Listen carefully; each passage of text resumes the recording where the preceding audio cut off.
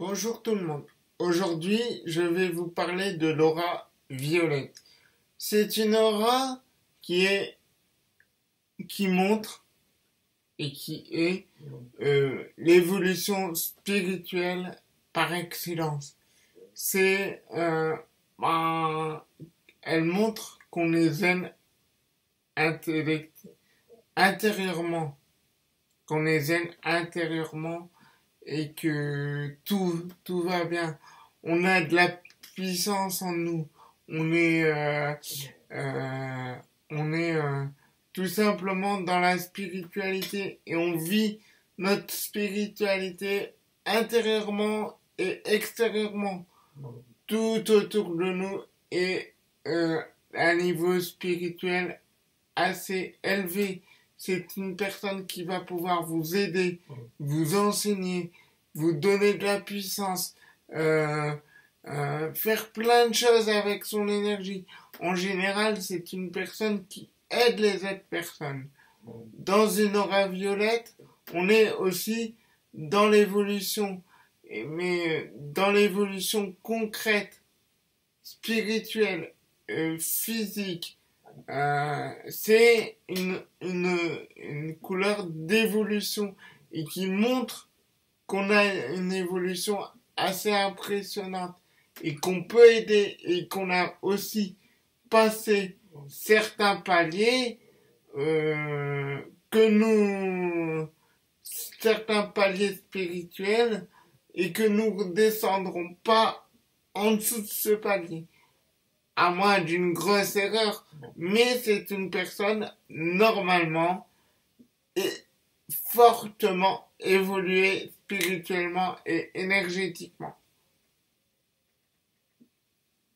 Si tu as aimé mes vidéos, n'hésite pas à mettre un pouce bleu, à partager ou tout simplement à t'inscrire sur ma chaîne pour voir mes prochaines vidéos. Allez, à bientôt!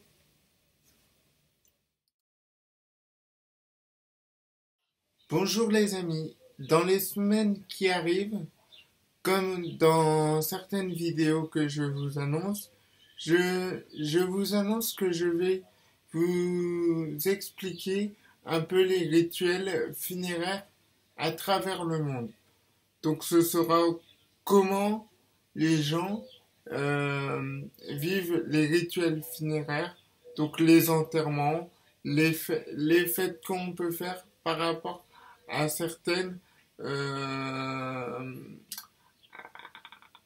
certains pays et à certaines coutumes surtout. Ça m'a l'air intéressant parce que je me suis rendu compte il y a quelques semaines, j'ai rencontré des personnes qui n'avaient pas du tout les mêmes rituels funéraires que les nôtres. Donc, je me suis un peu intéressé au sujet parce que, par exemple, nous on fait des prières à Dieu. Il y en a qui font des prières à d'autres dieux, à d'autres connaissances, et c'est important vu leurs coutumes et vu leurs croyances. Donc on va faire des vidéos sur les coutumes funéraires à travers le monde. J'en trouverai quelques-unes que je mettrai et au fur et à mesure, voilà, je les expliquerai. Voilà, vidéo d'explication pourquoi il y aura des rituels funéraires sur ma chaîne. Et ça pourra servir aussi à certaines personnes pour qu'ils puissent suivre certaines personnes qui vont mourir ou qui sont sur le point de mourir. Comme ça, vous pourrez peut-être les aider. Voilà. À plus tard. Au revoir. Si tu as aimé mes vidéos, n'hésite pas à mettre un pouce bleu, à partager ou tout simplement à t'inscrire sur ma chaîne pour voir mes prochaines vidéos. Allez, à bientôt!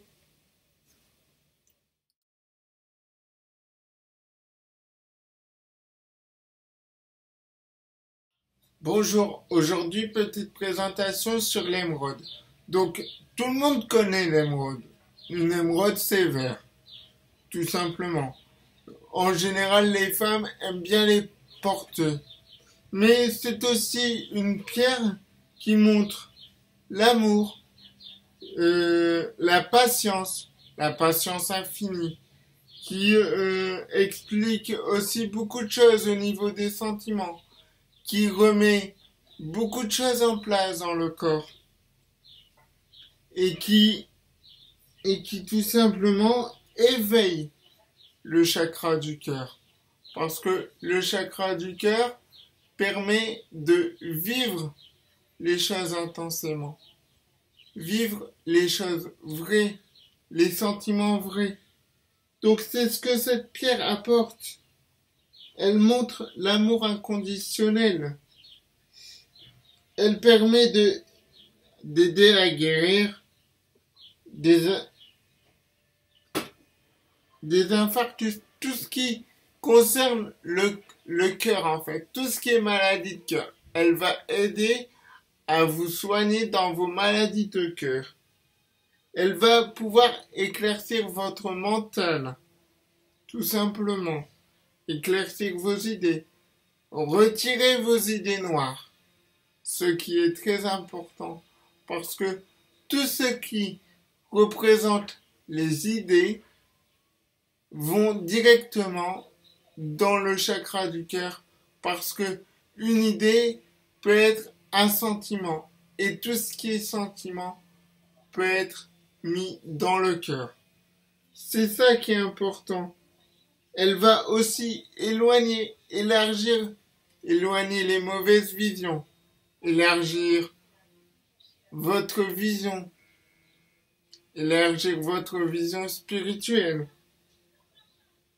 Elle permet tout simplement de vous équilibrer au niveau spirituel, mais spirituel au niveau des sentiments, ce que vous pouvez ressentir.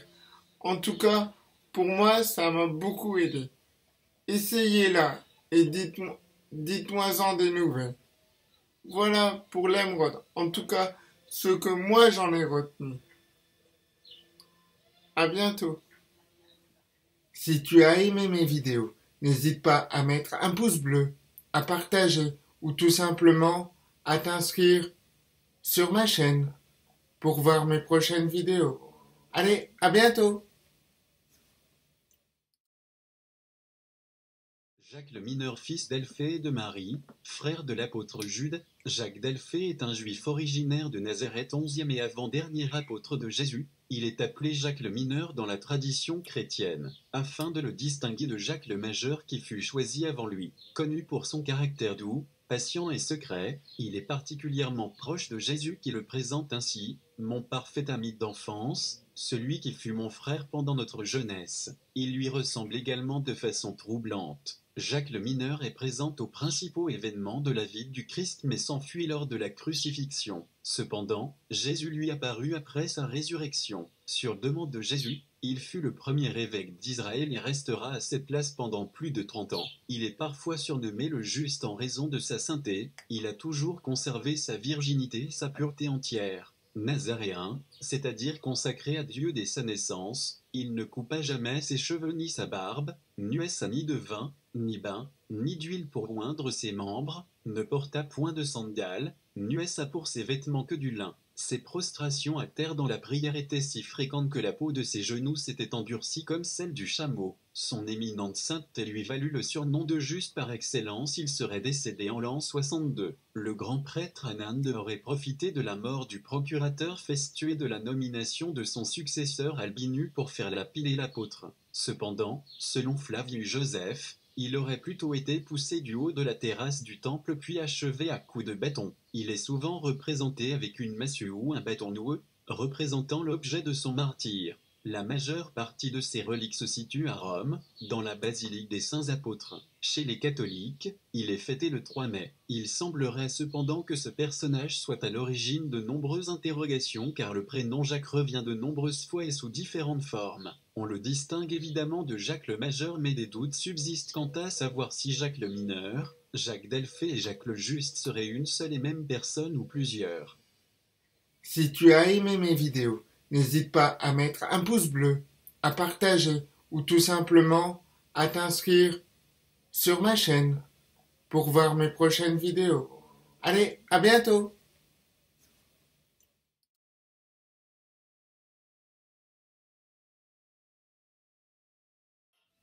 Coucou, voici une pierre qui pourrait vous intéresser. Le jaspe rouge. Donc, moi, quand j'ai connu le jaspe rouge, je l'ai utilisé pour une pierre de méditation. Mais une pierre de méditation qui protège. On dit que c'est une pierre qui a la protection absolue. Après, moi, je l'ai utilisée lors de mes méditations et c'est vrai qu'elle m'a beaucoup protégé lors de mes méditations et de mon apprentissage en méditation. Parce que elle protégeait mon corps, mon esprit, mon âme. Après, elle favorise tout ce qui est harmonisation du corps. Elle, elle soutient en période de stress. Elle soutient tout le temps, dans tous les domaines. Après, elle nous permet d'avoir des idées claires. C'est pour ça que je l'ai utilisée lors d'une méditation ou lors de mes méditations au départ. Par contre, c'est une pierre à respecter parce que c'est une pierre, ce que j'appelle une pierre école. C'est une pierre qui va pas vous faire de cadeau si vous faites une erreur. Elle va vous montrer l'erreur et vous allez devoir la corriger. Sinon, la prochaine fois, si vous la corrigez pas, elle vous remontrera l'erreur jusqu'à ce que vous puissiez la corriger. Donc, lors de vos méditations, c'est une très bonne pierre qui peut vous accompagner lors de cet exercice de méditation. Parce que c'est une pierre qui va vous guider, vous protéger. Elle peut aussi travailler sur tout ce qui est chakra, aura, enfin tout le corps et tous les corps énergétiques. Ce qui est absolument très intéressant. Voilà pour cette pierre qui est pour moi une pierre école et que tout le monde devrait apprendre à voir et apprendre à utiliser. Voilà ce que j'ai pu tirer de cette pierre. À bientôt. Merci à vous de m'écouter. Si tu as aimé mes vidéos, n'hésite pas à mettre un pouce bleu, à partager ou tout simplement à t'inscrire sur ma chaîne pour voir mes prochaines vidéos. Allez, à bientôt!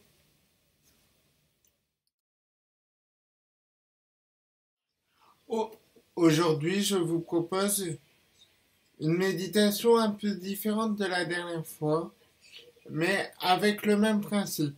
C'est-à-dire que je vais vous mettre une image que je me rappelle bien, de champ de blé qui est en train de pousser.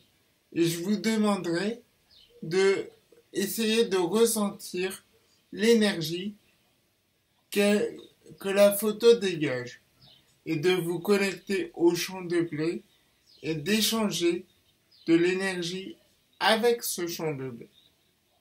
Donc c'est-à-dire que vous allez prendre la photo, envoyer de l'énergie sur la photo et essayer envoyer de l'énergie sur la photo et de voir ce qui se passe. Et en général, quand on se met en état de méditation, on arrive à être dans ce champ de blé et de recevoir par la suite l'énergie du champ de blé. C'est juste pour que vous appreniez à, à, par une photo, à tout simplement vous connecter à, à cet endroit pour pouvoir y travailler énergétiquement. Comme ça, vous pourrez tout simplement travailler à distance. C'est le travail à distance qui commence à venir. Donc voilà pour aujourd'hui. On fera ça tranquillement. Donc je vous prépare un exercice d'à peu près d'une trentaine de minutes. Relis, réécoutez bien le départ pour bien comprendre l'exercice. Et ensuite, faites l'exercice qui dure une trentaine de minutes. Merci. À plus tard. Au revoir.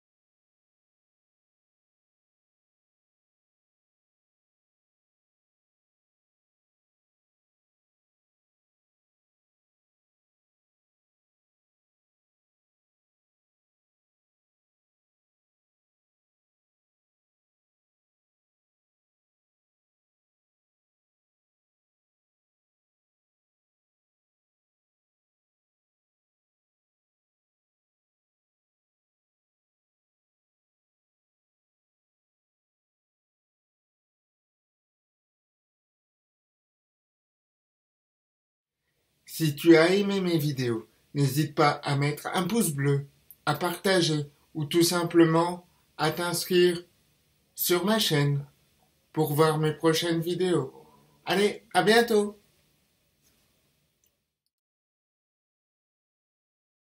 Saturne, cette planète du rayon violet, connue sous le nom de Yehovo Elohim, Yoveo Elohim, produisant l'attraction par le rayon bleu foncé et la répulsion par l'indigo, bleu de nuit. Il s'agit de la mère éternelle qui conçoit et donne forme à une force spirituelle qui unit le haut et le bas. Elle gère la dureté et l'immobilité du règne minéral. Il s'agit d'une planète d'aspect impénétrable, lourd, taciturne, qui émane des rayons d'approfondissement et qui fait incliner vers la morosité et la mélancolie, donnant une attitude compassée, sérieuse, sévère, rigide, ascétique. En effet, elle exprime le temps qui brandit le fouet de la nécessité qui conduit dans des prisons karmiques. On l'appelle la planète de l'obstruction, des périodes critiques, nécessité de démolir pour reconstruire en mieux, ce qui amène parfois au découragement et au pessimisme. Avec elle, il faut toujours débattre des solutions, bien qu'elle puisse offrir des conditions évolutives fort ingénieuses pour qui sait coopérer avec ces forces étranges. Planète de la cristallisation, un mauvais contact avec elle peut appuyer les effets sur la loi de causalité, multipliant les ennuis aggravants, prolongeant la période de désert, engendrant de la lourdeur, de la tristesse, un esprit taciturne. Heureusement, une fois amadouée, elle peut aussi bien écourter l'incidence du temps que l'allonger. On y parvient par la méditation et la contemplation de la vérité et par l'acceptation de la sagesse. Saturne, c'est la planète de l'accomplissement et du commandement spirituel qui inculque un résultat lent, mais durable et retentissant. Au-delà des apparences, elle révèle les archétypes divins du Créateur et elle assure la réalisation des aspirations les plus élevées. Elle régit les longues études ou les études ardues, l'enseignement supérieur et le domaine scientifique, la philosophie, les travaux souterrains, les tunnels, les mines, la spéléologie, les champs de la moralité et de l'éthique, les conseillers de tous acabits, les présidents de sociétés et les grands directeurs, les mondes de la physique et de la métaphysique, l'ésotérisme, les fonctions reliées à la tradition, histoire, patrimoine et civilisation, les grandes responsabilités et les postes de confiance, les secteurs de la recherche profonde et sérieuse, l'application systématique aux affaires, l'esprit de système, les asiles, les foyers pour vieillards, les hôpitaux et les prisons, la spéculation sur les maisons, édifices, terres, domaines agricoles, mines, les contremaîtres, les arbitres, les juges, les légistes, les hommes de loi, les magistrats, l'autorité policière, la jurisprudence, la politique, députés, ministres, préfets, gouverneurs, maires, les détectives perspicaces, les diverses organisations, les handicapés, les invalides et les gens affligés de malades chroniques. Elle assiste dans la préparation soigneuse d'une carrière ou d'une profession. Gardienne du seuil, elle développe la compréhension spirituelle ou le zèle mystique. Elle émet une influence bénéfique sur les grains et les fruits de la terre. Cette planète révèle le maître du temps qui règne sur la durée, l'âge, la période, l'acte défini. On la considère comme l'astre du verbe en action, de la justice et du droit. On la rattache à des fonctions solaires de fécondation, de gouvernement et de continuité dans la succession des règnes et des saisons. C'est le principe de concentration, de contraction, de fixation, de condensation, d'inertie, le coagulat de l'alchimie qui s'oppose au sol. Il s'agit donc d'une force qui tend à cristalliser les formes, à les fixer dans la rigidité, s'opposant à tout changement. Elle suscite les obstacles de toutes sortes, les arrêts, les carences, l'impuissance, la paralysie, la stagnation. Toutefois, elle confère une profonde pénétration à force de longs efforts réfléchis. Elle s'associe à la fidélité, à la constance, à la persévérance, à la science, au renoncement à la méthode, à la discipline, à l'ordre, à la chasteté et à la religion. Elle s'oppose à la lumière et à la joie de l'existence, inclinant vers l'attitude sérieuse, sévère, un peu mélancolique. Dans le corps humain, elle gouverne la charpente osseuse, garante de la solidité, de la fermeté et de la stabilité de tous les fondements. Elle évoque les défis, les chagrins et les épreuves de la vie, provoquant les séparations au cours de l'histoire de l'être humain et imposant le renoncement, l'abandon, le dépouillement, le sacrifice. Ainsi, elle est chargée de libérer de la prison intérieure de l'animalité, des attachements terrestres, des chaînes de la vie instinctive et des passions. Elle est le grand levier de la vie psychique et spirituelle, inspirant l'effacement de soi, le désistement de l'ego, l'insensibilité, la froideur, pouvant incliner vers le pessimisme, la tristesse, la pitié envers autrui et le refus de vivre. À l'inverse, elle peut éveiller des accès de cupidité sous les formes de boulimie, de jalousie, d'avarice, d'ambition, d'érudition. Maîtresse de l'intériorité, elle porte vers la méditation, elle aide à découvrir les secrets et les trésors cachés enfouis au plus profond de l'être et elle favorise le contact avec les vies antérieures. Cette planète, qui appelle à la patience et à la persévérance dans la recherche de la vérité, inculque une grande sagacité dans les enquêtes, favorisant une analyse objective des situations. Elle applique la loi avec rigueur et sévérité, mais sans esprit de vengeance, ne visant que la rédemption du coupable. Elle développe la conscience du passé et elle fait comprendre le sens de l'engagement et le sens du devoir, faisant accepter avec sérénité autant le bien que le mal. Elle fournit les mesures du temple intérieur que l'on désigne souvent sous le nom de temple de Salomon.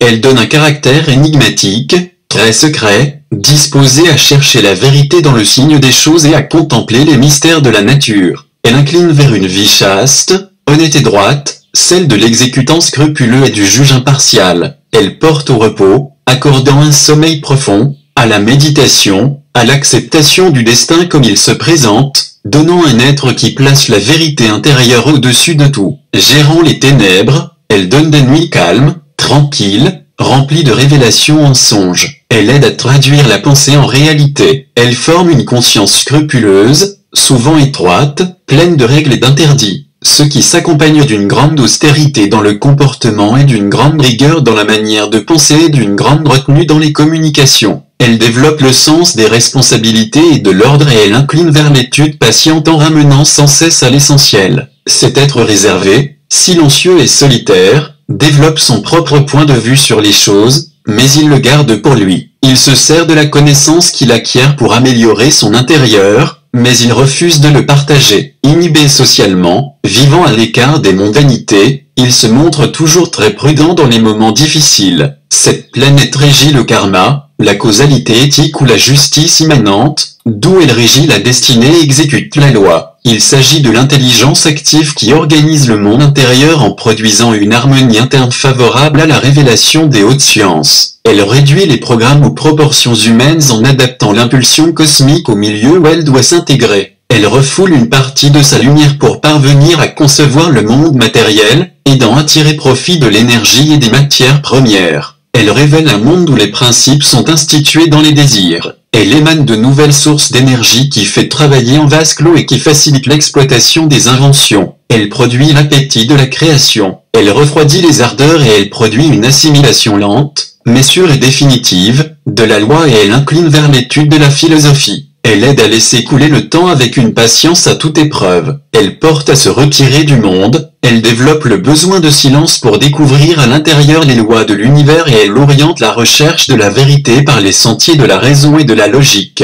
Elle produit un esprit conventionnel, très pratique, obstiné, d'une ténacité proverbiale, porté vers la religiosité, mais désireux de réussir là où les autres ont échoué, bien qu'il se lance habituellement dans des grandes responsabilités peu brillantes. Elle produit les terres stériles, elle protège les personnes âgées, elle gère les principes de l'immunité et de la prophylaxie, elle engendre le codificateur qui établit un cadre juridique, elle aide à retrouver le sens de la discipline, elle détient le pouvoir des sciences ésotériques, produisant une ascension lente, mais certaine. Créatrice d'un monde nouveau, elle incline vers l'abnégation et l'héroïcité, mais elle calme les esprits tourmentés, rendant sobre dans les plaisirs, en plus de favoriser la fidélité conjugale, elle assure la loyauté aux principes, à la société d'adoption et au chef de la nation. Cette planète finit par inculquer la capacité de s'adapter à toutes les circonstances. Elle favorise de meilleures relations avec les aînés et elle améliore les conditions du dernier âge de la vie. Elle aide à développer de l'affection et de l'estime pour les vieillards et à entretenir des bonnes relations avec cette catégorie d'âge. Elle amène à développer l'assiduité, la ponctualité, l'assurance dans ses entreprises et décisions. Elle force à développer l'attention et la vigilance. Elle développe la fermeté du caractère et elle produit des avantages durables et sans risque.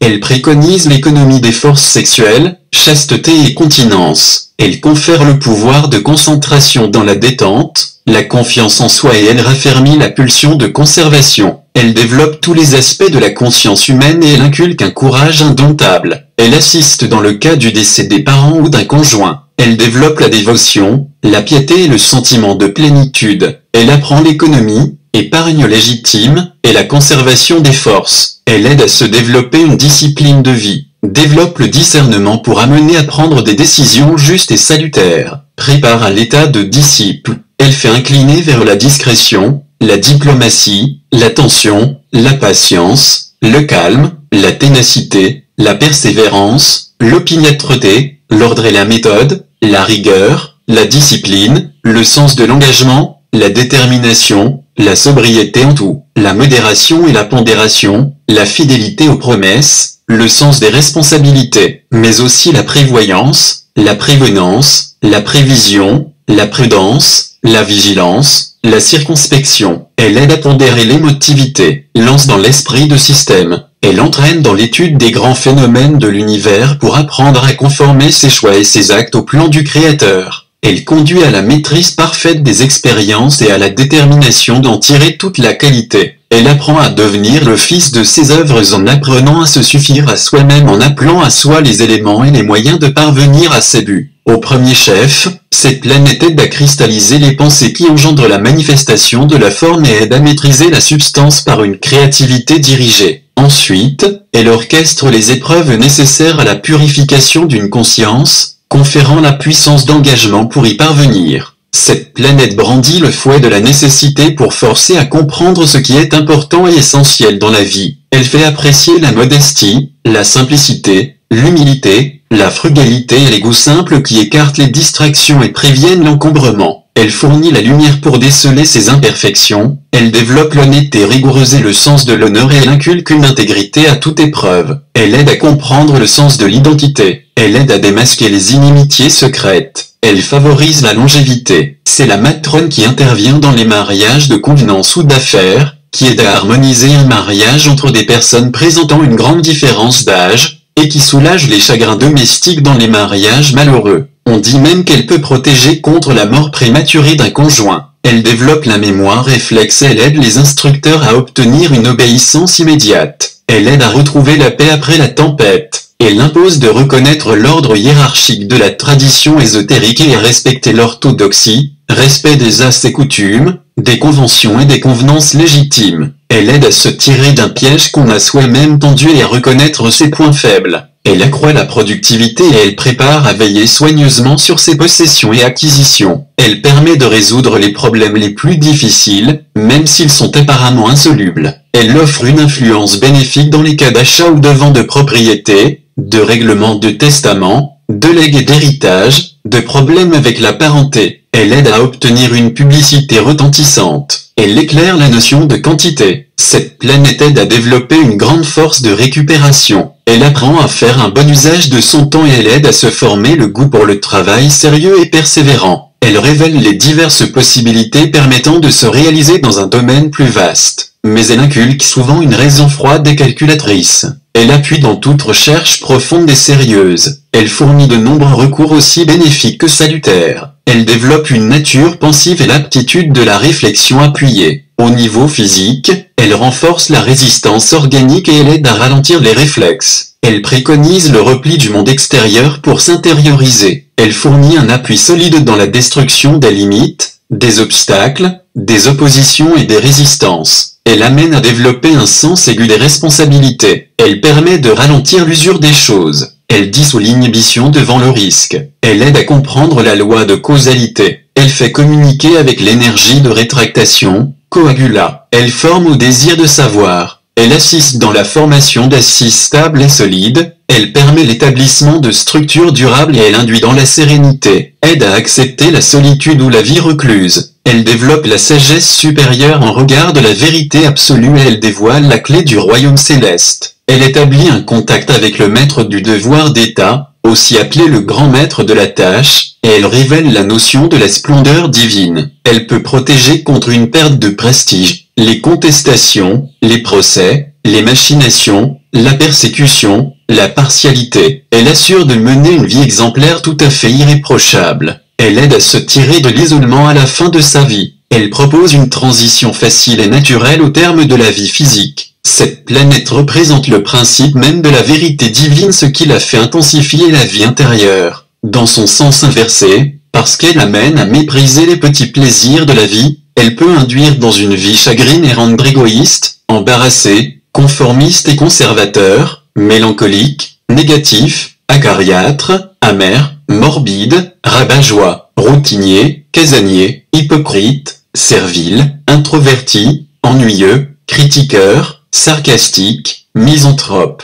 Cette planète est en affinité avec le saphir indigo, l'obsidienne et le plomb. Saturne, anneau de, elle figure le temps. Si tu as aimé mes vidéos, n'hésite pas à mettre un pouce bleu, à partager ou tout simplement à t'inscrire sur ma chaîne pour voir mes prochaines vidéos. Allez, à bientôt!